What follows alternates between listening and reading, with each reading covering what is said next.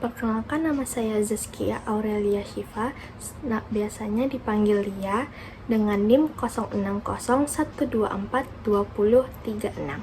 Saya dari Prodi Ilmu Perpustakaan, Fakultas Ilmu Sosial. Jadi saya akan menjelaskan materi bab 2, yaitu dengan judul Pancasila dalam Lintas Sejarah Bangsa. Oke, langsung aja kita mulai. Oke, kita masuk ke yang pertama, yaitu nilai Pancasila dalam perjuangan bangsa.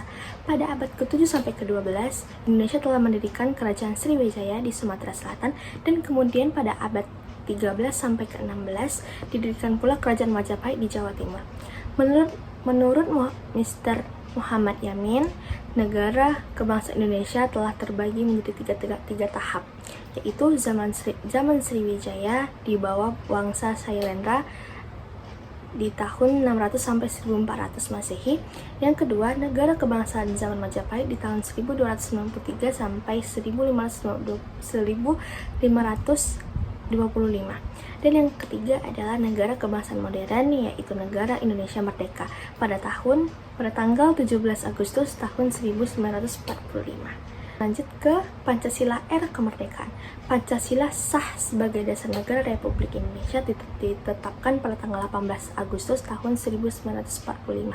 Pada tanggal 29 April 1945, pemerintah militer Jepang di Indonesia membentuk suatu badan-badan yang diberi nama Dokuritsu Zunbi Kosaka, yaitu badan penyelidik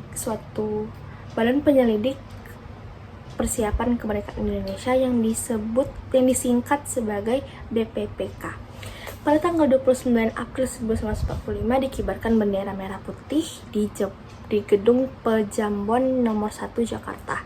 Pada tanggal 28 Mei 1945, Gun Sei-kan melantik anggota BPPK.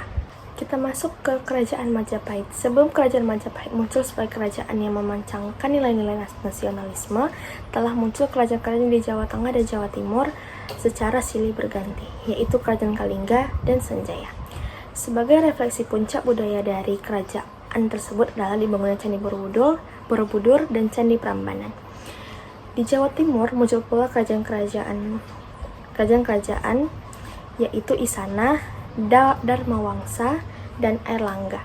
Pada tahun 1293 Masehi, berdirilah Kerajaan Majapahit yang mencapai zaman keemasannya pada pemerintahan Raja Wahayam Wuruk dengan Mahapatih Gajah Mada yang dibantu oleh Laksamana Nala dalam memimpin armadanya untuk menguasai Nusantara. Kita masuk ke Pancasila era Orde Lama. Orde Lama berlangsung dari tahun 1959 sampai 1966. Masa pemerintahan Orde Lama, kehidupan politik dan pemerintah sering terjadi penyimpangan yang dilakukan Presiden dan juga MPRS yang bertentangan dengan Pancasila dan Undang-Undang Dasar tahun 1945.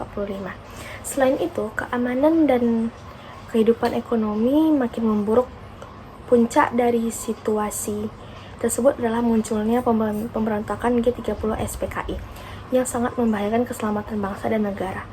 Karena keadaan seperti itu berbahaya, Insinyur Soekarno selaku Presiden Republik Indonesia memberikan perintah kepada Letjen Soeharto pada tanggal 11 Maret 1969 untuk mengambil segala tindakan yang diperlukan untuk terjaminnya keamanan, ketertiban, dan kestabilan pemerintahan. Kita lanjut ke Pancasila era Orde Baru. Pada tanggal 11 Maret tahun 1966, Presiden Soekarno mengeluarkan surat perintah kepada Letnan Jenderal Soekarno untuk mengambil langkah-langkah pengamanan untuk menyelamatkan keadaan.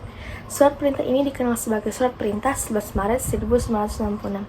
Pada tanggal 21 Mei 1998, Presiden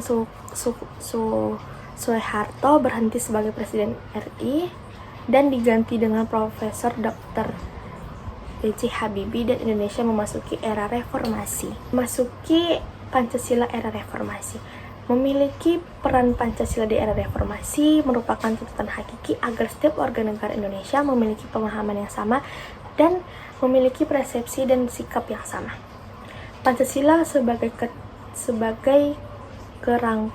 sebagai paradigma ketatanegaraan yang memiliki arti Pancasila sebagai kerangka berpikir atau pola berpikir bangsa Indonesia, yang artinya hukum yang akan dibentuk tidak dapat dan tidak boleh bertentangan dengan sila-sila Pancasila. Substansi produk hukumnya tidak bertentangan dengan sila-sila Pancasila. Kita masuk yang terakhir, yaitu lembaga-lembaga baru hasil amandemen pada tahun 1945. Sesuai amandemen Undang-Undang Dasar 1945 dalam pasal 24 ayat 2 dan pasal 24C telah ditegaskan adanya keberadaan Mahkamah Konstitusi yang merupakan sebuah lembaga baru yang berada sejajar Mahkamah Agung. Sebagai upaya menghilangkan adanya krisis kepercayaan terhadap lembaga penegak hukum yang tertinggi, yakni Mahkamah Agung dalam proses penegak hukum di Indonesia, maka secara kelembagaan akan diperbaiki dengan adanya komisi yudisial. Oke, yang paling akhir adalah kesimpulan dari materi kali ini, yaitu Pancasila sebagai dasar negara mempunyai arti, yaitu mengatur penyelenggaraan pemerintahan. Konsekuensinya adalah Pancasila merupakan sumber dari segala sumber hukum. Hal ini menempatkan Pancasila sebagai dasar negara yang berarti melaksanakan nilai-nilai Pancasila dalam semua peraturan perundang-undangan yang berlaku. Oke, mungkin segitu aja materi bab 2 menurut saya kali ini. Mohon maaf bila ada salah paham, bila ada salah kata, salah pengucapan saya. Kepada Allah saya mohon ampun. Wabillahi taufiq wal hidayah. Assalamualaikum warahmatullahi wabarakatuh.